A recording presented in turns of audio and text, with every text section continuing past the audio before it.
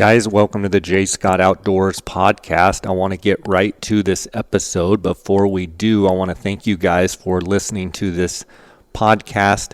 Want to let you know the best way to reach out to me is probably an email at jscottoutdoors@gmail.com or through my Instagram account at jscottoutdoors. Just send me a direct message.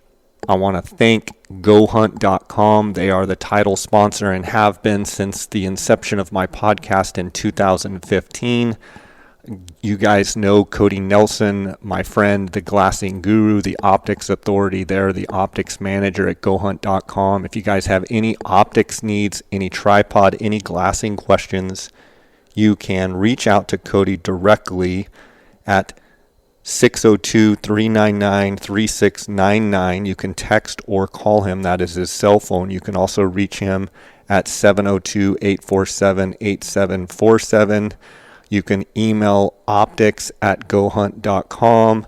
Make sure to always use, whether ordering online or if you're calling and call Cody direct, use the J Scott promo code. You're going to get a 10% discount. Also, you get a 10% discount at the Go Hunt Insider, which has incredible mapping now with the Go Hunt maps. It also has amazing draw odds and strategy articles, which is super important this spring going into application season. Go check it out, gohunt.com /JScott. And if you use the J Scott promo code, you're going to get a $50 Go Hunt Gear Shop gift card when you sign up just by using the J Scott promo code. I also want to thank KUIU Ultralight Hunting. I've been using KUIU gear since 2010 when the company started. They're based out of California. My late friend Jason Harrison was the founder of that company, and since Jason's passing, the company has just continued to push the bar of excellence and innovation.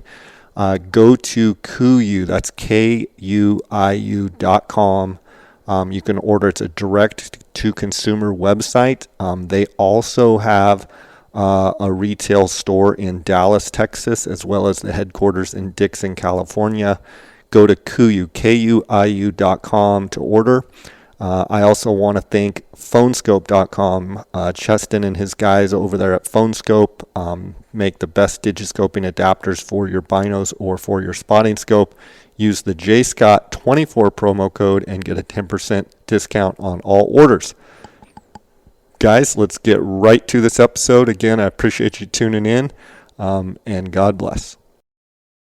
Guys, welcome to the J. Scott Outdoors podcast. I've got my friend Justin Erhart of Premium Hunts out of Eastern Arizona, out of the Springerville, Eager area. Justin, how you doing? Doing good, Jay. And yourself? Good. We are about a week or so away from the deadline for the Arizona elk applications. I know you cover that Unit 1 and 27 really hard and always have great success there. I wanted to get you on a short podcast here to talk about what you're seeing with the applications coming up, with the tag allocations and whatnot, some of the changes there in 27. Before we get to that, though, how are things looking as far as moisture in the last month or two up there in your neck of the woods? Well, so far moisture's been pretty good. It's definitely been solid. No complaints yet, and we've got some more moisture in the forecast, so it's looking up. With that being said, there's enormous predictions for an El Nino year, an El Nino pattern. With that, typically is a wet February, wet March, wet April. If we do get a decent El Nino, how do you think that will play into antler growth moving forward for this upcoming season? I think it'd be really, really good. I mean, that would hit, perfect timing for when they're really starting to grow. And that's when the grass is actually starting to grow too. So any more moisture we're going to get, that later part of February, early part of March is icing on the cake. Okay. How was last season? We had the monsoon was, tell us about last season. Tell us about the feed and antler growth last season and how that translates right now with the set of antlers that they have, and then, dropping here, and starting to regrow. Where are we sitting coming off of this last season? Well, this last season, our growth was pretty good. Not really any complaints on that end, but our rains never did really show up in this part of Arizona. So I think that's why we ended up seeing a lot more broken bulls than we're used to seeing. They didn't have that last little jump at the end of their growing season, but um, I think it's looking good. I mean, it's not like they're down in condition or anything, and it's been a fairly mild and wet winter, so um, they should be growing good this year. Okay. You guys routinely, year after year, figure out how to manage and find a lot of the older age class and bigger bulls in that 1 in 27 area. What do you think you can attribute that to, other than just knowing the area really well and hard work, or is that literally the ingredient? That's basically the ingredients right there. But I mean, it is getting tougher and tougher every year to find that upper end bull. Still, in my opinion, they're putting out too many tags, and it's slowly affecting the age class for sure. So it's getting a little harder every year to find that upper end. Do you believe that the wallow fire, after the wallow fire, once the wallow fire allowed for Unit 1 to be super glassable and then allowed for that late hunt in Unit 1 to be effective, a great hunt for people hunting it, not great necessarily for the elk? Do you believe that that was kind of the start of, the quality of antler decline and age class in that area, because it opened it up and allowed for people to really glass into those burn areas and have a really good success? It's kind of a double-edged sword. Curious your thoughts on that. Right. Yeah, it definitely played a role in it. I mean, those first few years after the fire were some of the best I've ever seen, and probably will never see anything that will rival it.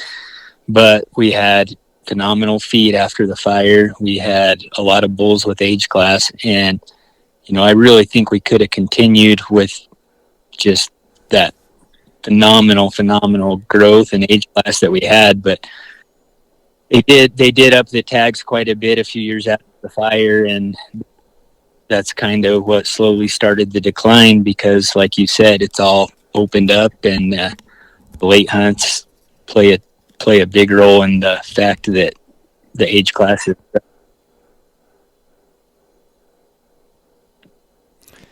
Don't you also believe that the reservation elk, who some might have come, over to Unit 1 to seek refuge in the late season, now all of a sudden those bulls for a few years were very vulnerable, and some of those big bulls that were killed were reservation bulls that just had a pattern of, getting over there onto some of that state ground, where before there were canopies that allowed them to, basically hide, and it just opened the roof on them, and people were able to penetrate and see in there, right? Correct. Yeah, we definitely had some bulls that had moved into this country just because the feed was extremely good those few years after the fire, and they were sitting ducks in a lot of areas compared to normal. When I look at the regulations, Hunt 3125, September 13th through September 26th, 1, 2B, 2C, there's 250 permits there. And then Unit 27, Hunt 3149, September 13th through the September 26th, there's 250 permits in that unit as well. When you look at the archery hunts in those two units, can you kind of compare and contrast the hunts in those two units for maybe someone that's looking at both of them as, a first or second choice, or trying to decide between 1 and 27 whether to put it as a choice of theirs? Yeah, well, the two hunts, even though they border each other and they're the exact same dates, same tag numbers, everything, they're night and day different in the early season. Unit 1 is going to be a lot more action packed and just a lot more bulls, and it's getting to be where the bigger bulls are in Unit 1 because the cow herds have been struggling quite a bit in 27, and those bulls they're not sticking around because there's not the cows for the rut, so they're going to places like Unit 1. Unit 1 holds the majority of the cows in our area, so that's where they're going to go. So Unit 1, you're going to have a lot more bugling, a lot more widespread action from head to toe. Unit 27 is going to be a little more spotty bugling, good days and bad days, where Unit 1 is going to be a little more consistent. Correct, yep.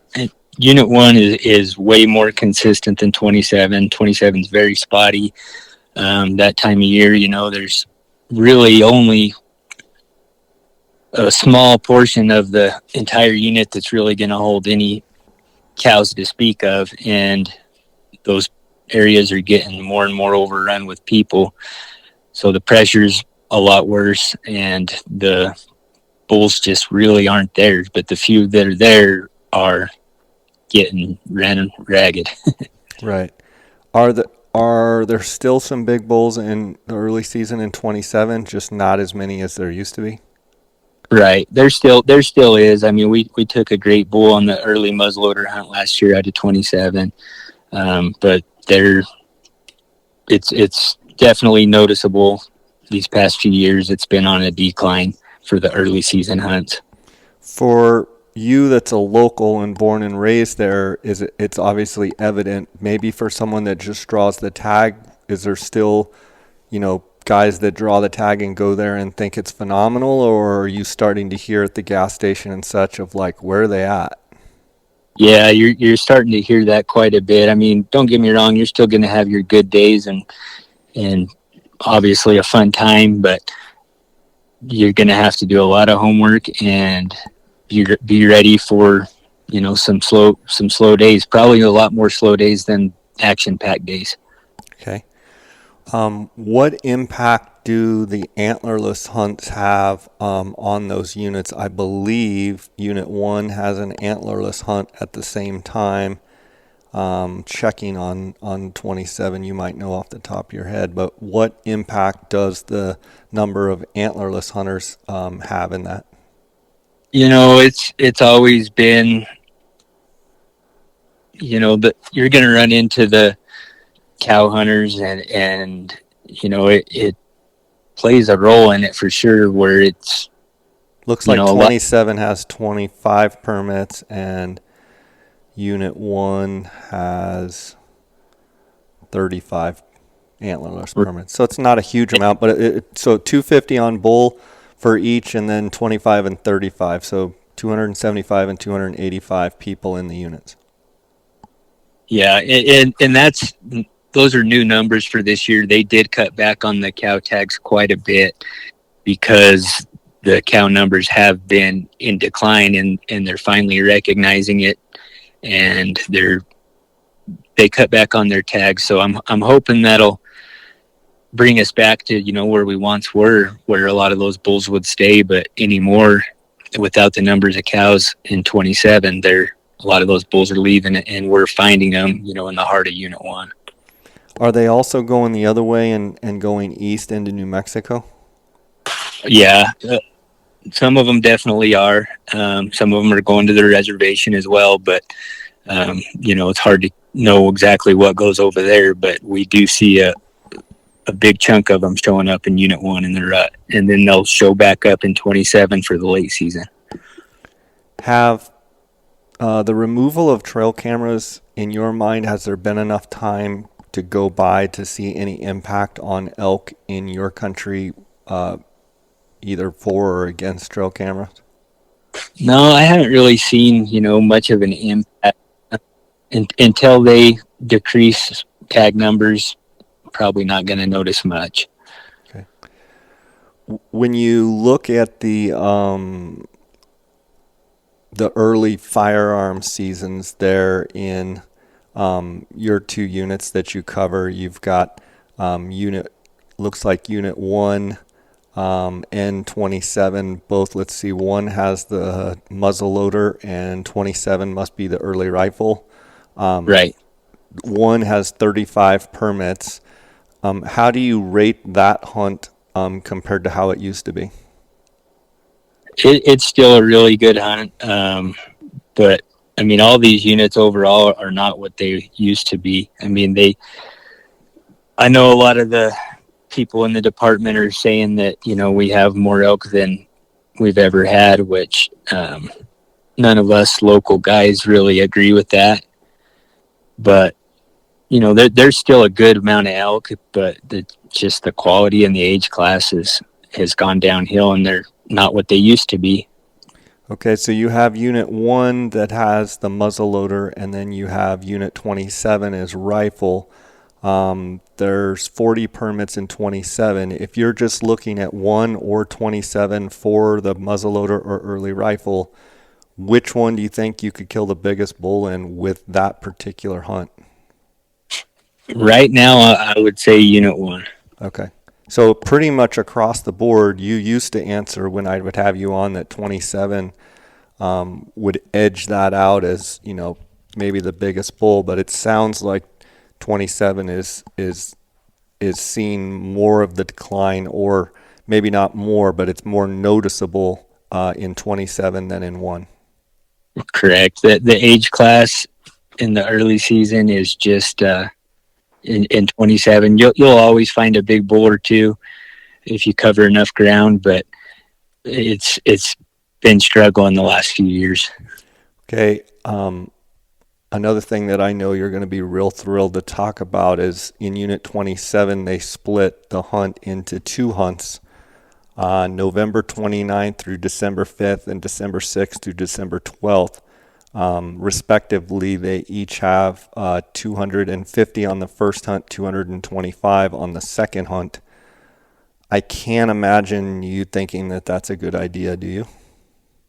No, not really. I mean, the the idea behind it was because there was so much pressure, on those drier years where a lot of the bulls are all piled in the top of the mountain. The hunter conflict with each other was becoming overwhelming, and there were lots of complaints about it. So I can understand why they did it, but when they did it, they split the hunt into 2 weeks. They're running them back to back, and they added 50 more tags overall. So that right there just is going to create a bigger impact on the quality and numbers.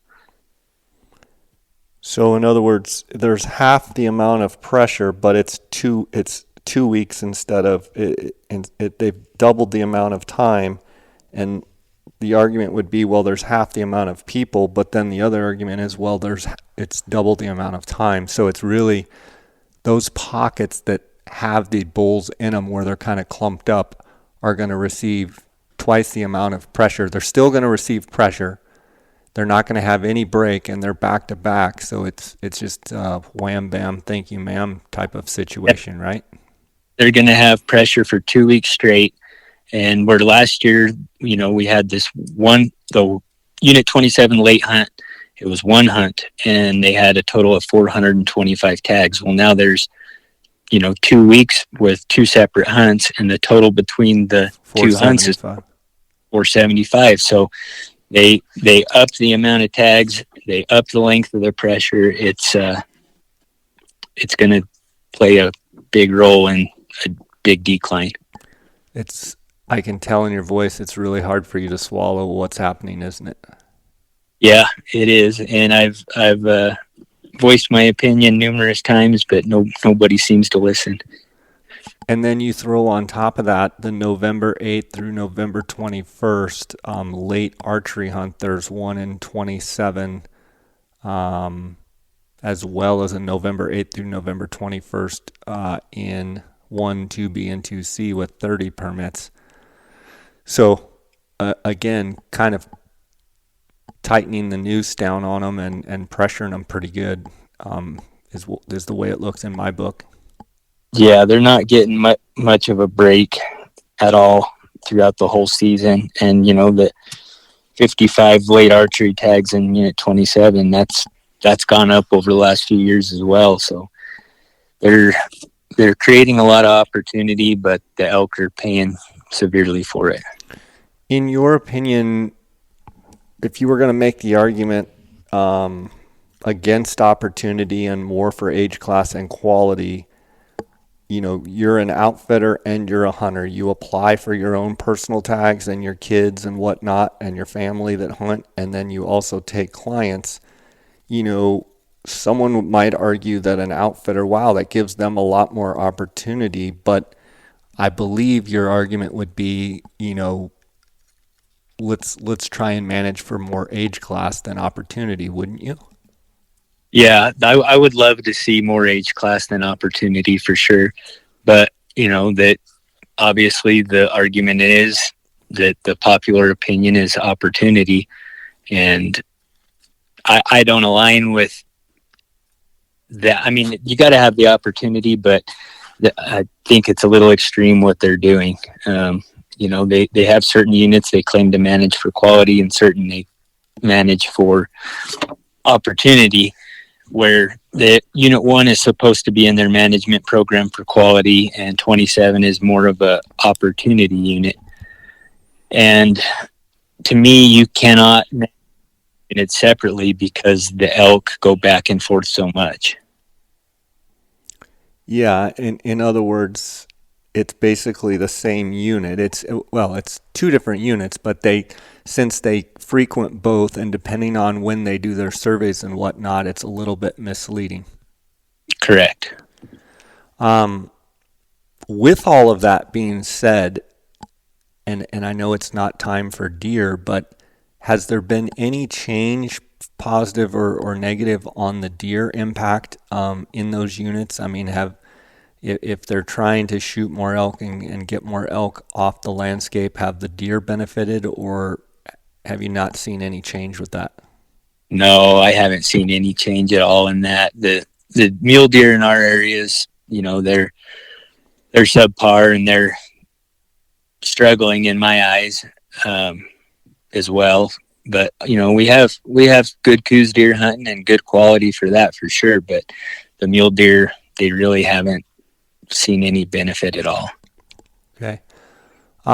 When it comes to your success with you and your guides finding big bulls there in your terrain, in your country, how much of that is, we hit it a little bit before, but, knowing the country, being a local, but it seems like there's other locals there that don't seem to have some of the success. I have a lot of friends that live up there that hunt that country, not even outfitters, just guys that hunt. When you're specifically targeting a big bull, I mean, are you looking in those pockets where, not everybody else is going and just looking for those kind of outliers that, the needle in the haystack? Is that kind of your approach? Because it seems year after year, if you look at your Instagram page, the size of bulls that you guys find are bigger than a lot of the other bulls that are harvested in the unit. I'm just trying to kind of hone in on your little secret there.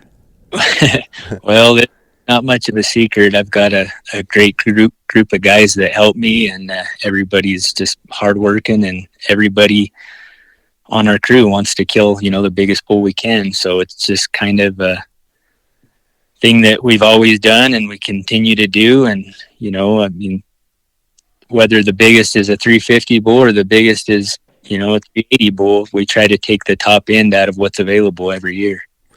When you look at Unit 1, if I were to put you on the spot and say someone that's in really good shape, someone that has, 2 weeks to hunt on the archery hunt, what caliber of bull might they see on the archery hunt, and then maybe what expectation, like if they could come out of there shooting a, 300 bull, 330 bull, 350 bull, 370 bull, like what would that be for both Unit 1 and 27 as you see it going into this season? Let's say someone that, can get around good for 2 weeks and hike around and, is a good, relatively good elk hunter. What are some realistic expectations there for archery?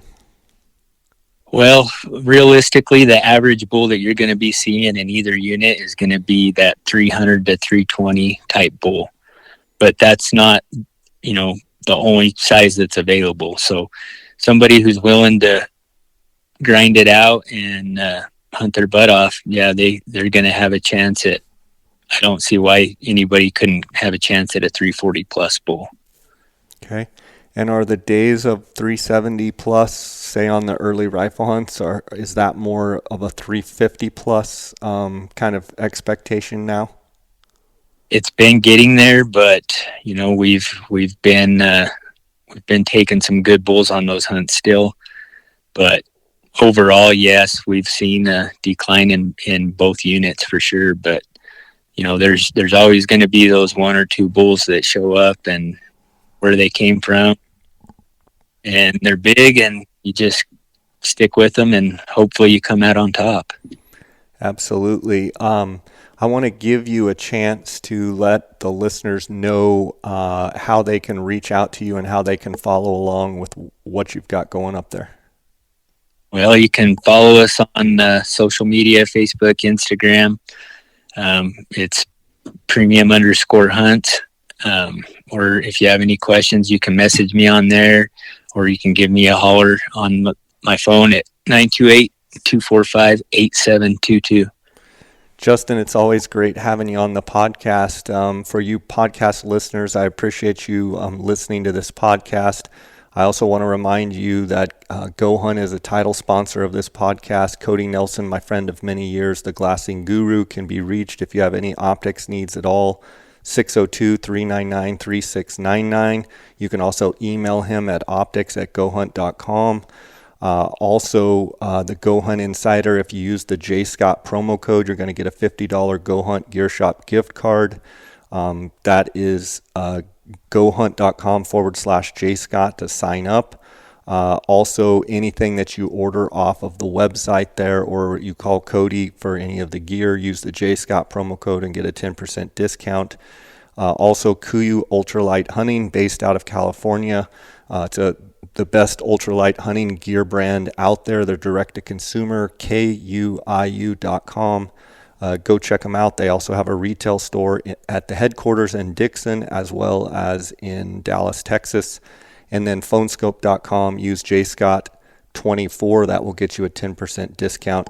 Justin, it's always great having you on. I'm sorry you missed Mexico this year. Typically you come down and guide some hunts with us, and I know probably missing this year, it'll make you even more fired up for next year, so hopefully you can join us. And to be honest, you didn't miss much. There's been some really good bucks that have fallen in the last 7 days, but prior to the storm that came in, the rut was pretty much non-existent, and across the board, it's been a very rough year down there. So of all the years for you to miss, this one was probably a good one to miss. And let's hope with the little bit of moisture that we've had, and if it continues this spring, it will translate for good elk in Arizona and good deer hunting in Mexico. But it's always great having you on the podcast. Well, I appreciate it, Jay. It was good talking with you. Okay, buddy. Sounds good. God bless. I'll see you down the road. Okay. All right, Jay. Take care. Bye.